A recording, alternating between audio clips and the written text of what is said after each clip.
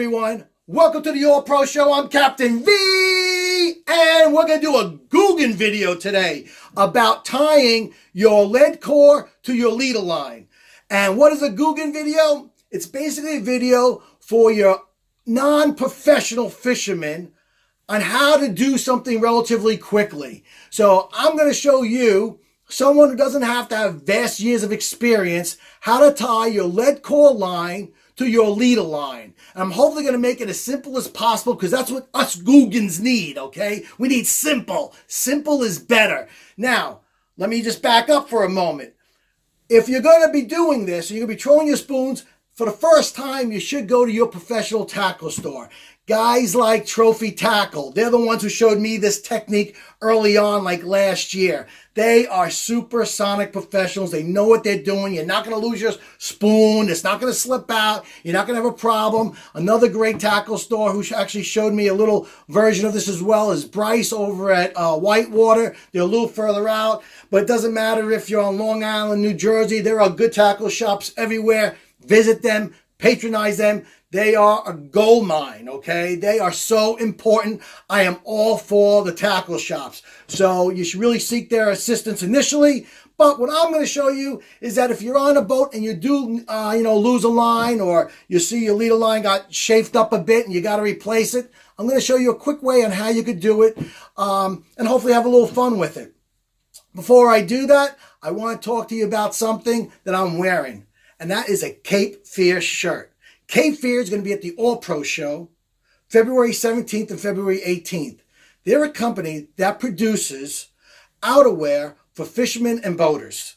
Now, what I like about this company is that first, they're a local company. They're a Long Island-based company. So, let's hear that. I got thumbs up for that.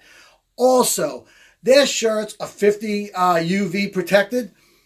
Listen, when we're out there in the sun, the salt, guys, it might look cool being out there in your short sleeves. You got to wear a performance fishing shirt. It's just a must now. If you're going out a couple times a week, even one day a week, and the sun's blaring, you don't need to be cooked. So Cape Fear's got those type of shirts. The other thing that I like about Cape Fear is their cuffs.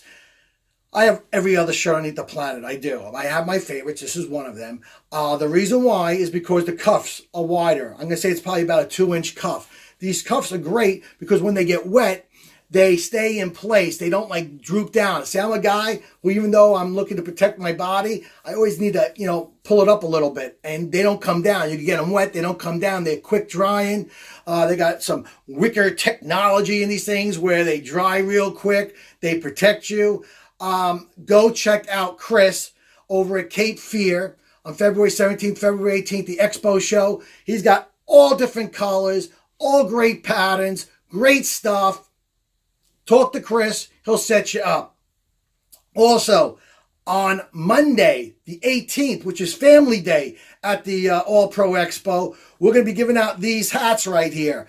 I think we have about 500 or so of these hats. They're going to be given out to those who come to that show. Also, kids will be getting a free rod and reel. Yes, you heard it. A free rod and reel on Monday when we celebrate the family. Great event that day. Also, on Sunday, when we're honoring the military, the law enforcement, first responders, dudes, we're going to be giving out All Pro visors. Very cool stuff. Again, these will be free at the show. We have other hats that you could buy as a donation, get some raffle tickets for and stuff like that. It's a great deal. But okay, enough of the boring stuff. Let's get to the cool stuff. So, I'm hoping that they're going to videotape this on another angle, show you some close-ups. But right now, what I'm going to show you here, and hopefully there'll be like an insert here or over here, something like that. They create that magic stuff, okay? This is your standard lead core. 45 pounds, that's what I use. I use 45-pound lead core. What is lead core? Lead core is a braid with some lead in it. That's exactly what it is. Why do we use it? Okay, when we use our spoons, our bunker spoons, we're trolling them, We're trying to get them down. Now, there's guys that also troll like tubes and other, lighter type of lures that they want to get down lower in the water column. So they may also use a lead core or wire, okay? So that's why you want this type of line. Your monofilm, it stays up. It has more buoyancy. Your braid is good, but again, it doesn't have weight to it. It's very thin. It doesn't have weight to it. That's why you go to a lead core. Why don't I use wire? I don't know. I don't use wire. I had a bad experience one time where it kinked on me. It was a mess, and that reel was done for the day, and it was a pain in the neck. Lead core acts like your basic, braided line. It reels on easy. It doesn't kink. It's easy to do a connection to it. I use it. I prefer it. I personally don't have problems with it. I know there's guys out there that will swear by wire, and listen, I'm not going to argue with you. Wire is good. The only thing with wire is that you do need special rods for wire. Because the guides, you run wire through your guides and you have like plastic inserts or some other fiber inserts on your guides. You're just ripping them up with the wire. So you have to have special guides for that. And so those are your trolling rods for wire. People just get special rods for those. So what we have here is your lead core. First thing we want to do, that I do with my lead core, is I have a rigging needle. I guess it might go by other names as well. I call it a rigging needle. And this one here is basically a needle with a hole in it. It's hollow here, okay? And you really want to get, I'm using 50 pound. I think this is a 50 to 60 pound mono rigging needle. I don't think, this is 50 pound here. I don't know if this actually fits in here. You always want to go a couple of sizes bigger so it's a nice easy fit. And I'm looking here, yeah. This 50 pound fluoro doesn't even fit in the 50 pound rigging needle. I'm not going to use it for that. I'm going to use a rigging needle for something else. I'm going to show you in a moment. But in case you are someone who's going to be using rigging needles, make sure your rigging needle hole is big. If you're using 50 pound, fluoro, I go with like almost an 80 pound needle. Now, I know the professionals are going to say, oh, you're crazy. This is a Googan video, okay? I'm telling you what makes it easiest for us novice guys here, all right? So listen to me. You go get the bigger needle. It's nice and easy. You stick in there. You don't got to be a friggin' rocket scientist. This thing is so tight, whatever. It's rated 50, 60 pound mono. I don't know. Maybe I got some beefed up fluoro, but this is 50 pound fluoro and it doesn't fit in there that well. So what we're going to do first is we're going to grab the lead. Now, all the pros will tell you that you want about 12 inches of this out. I'm going to tell you that they are probably right, because I am not going to argue against any professional who does this for a living, that does it every day, that makes their living by doing it. I'm not going to argue with you. What I'm going to tell you is I don't do that. Now, do I get to be put in the corner? Maybe so. Maybe you got to put me in the corner. I'm not being nice or something. I found that if I go with maybe 6, 7 inches, it's fine. It holds. It's not going anywhere. The professionals, they go 10, 12 inches in. Why don't I go further in? Because it just takes me more time to do. So that's why I'm a Googan, right? I cut corners. So that's what I do. So now what you're going to do is you just want to break that lead off. Comes off real easy. You could just pinch it off. You could use a little clipper to clip it off. And then what I do is I pull this up like this. Okay. Now, you're going to see your lines are going to be frayed here a little bit. So what I do is I get my needle and I stick my needle in the center of it because it's hollow. Okay. And I give it a quick little melt. Just like that. And I pinch it. So that causes like a mushroom top kind of on it, which is going to work towards the end. I'm going to show you what we're going to do with that. And I'm going to back it off the needle. So now I have 45 here. I like using 50 pound of my leader line. This is All Pro Extreme Fluoro, 50 pounds, really good. I think we've had this tested at a tackle store. I think it broke somewhere around 70 pounds. I mean, it's not, you're not losing a fish on it. It's pretty good price, very well, reasonably priced. You can get on the at allprotacklebox.com if you're interested. If not, you can use anything. Hey, I even use Seagar, I use Andy, but because we have our own, I use my own. So now what we do is we're going to feed the fluoro. Well, let me back up. I almost made a Googan mistake. So what I do now is I get a little sandpaper and I grab it, and about 4 inches of it, I pull it through. And all I do is take the sheen off it, like the little bit of sheen off of it. And why I do that? Because I want to be able to grab inside those threads. And you're going to feel it. You're going to see this feels a little rough, and then this is smoother. And that's what we want. We want it to be a little rough. You didn't see me. I'm not ripping it apart and stuff like that. I'm just taking off a layer of the sheen. And then what we do is we're going to stick it in here. Now, this is the part that takes like forever to do because you have to be patient and go slow with it. And what I do is I move up the line slowly but surely like this. You do is you're going to crunch it up and then pull it out this way. You're going to feed it. So it's a little tedious because you're doing it a little bit at a time. I'm doing maybe a ½ inch of hollow line at a time here. And then I'm going to pull it. See, we already got a few inches here. Now what you like to do is keep this going until you actually feel it hit the lead core inside. So if you take out 12 inches of lead core, guess what? You're doing this for 12 inches. If you take out, 7 inches or so of lead core, you know how long you're doing it for? 7 inches. And that's it. Now, I feel myself right here just about hitting the lead core.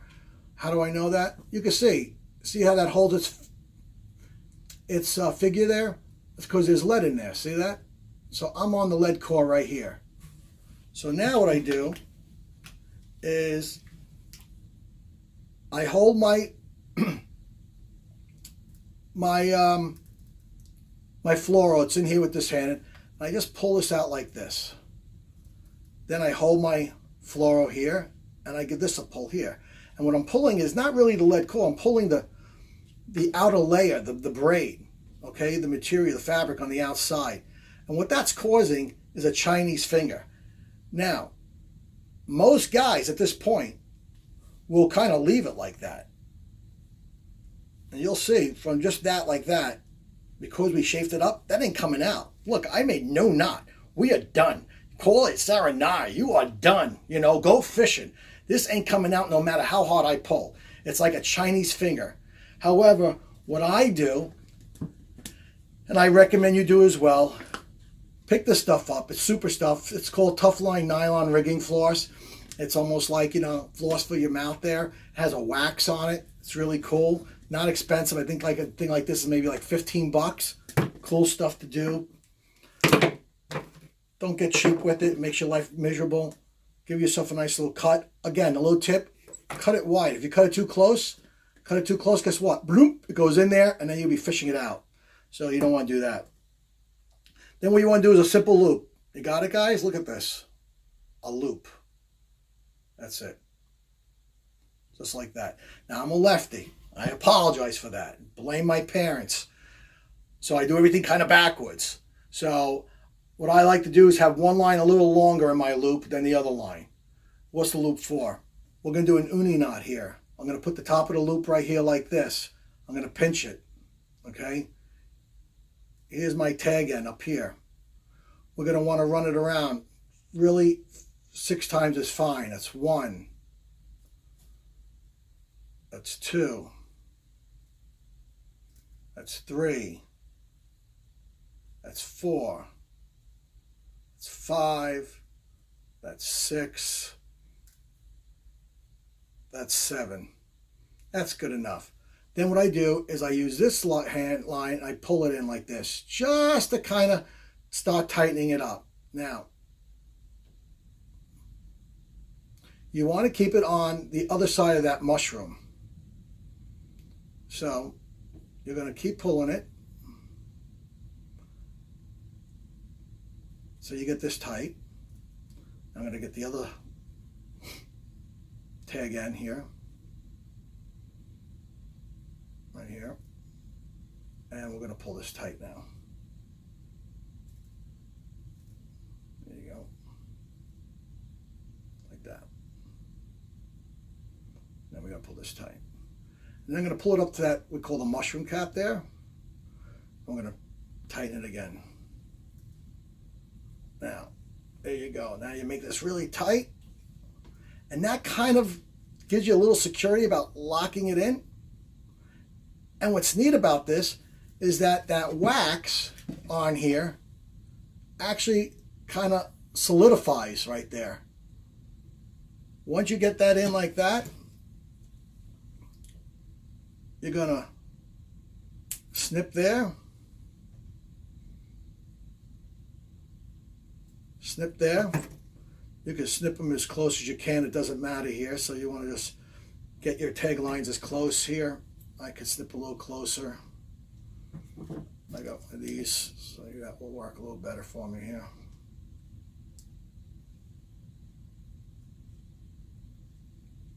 There you go. Yeah. So this is a low profile. I mean, it is just, there's no knot on it. It really is no knot. It is solid. It is strong. You could pull all day long on this. Then you go and you could use a polymer knot or any type of knot you want at the end on your swivel, and you put on your spoon. And there you go. I mean, anyone could do this. Real simple. It's in here. Again, I go about 7 inches, 6 inches. You can go more if you like it. No big deal.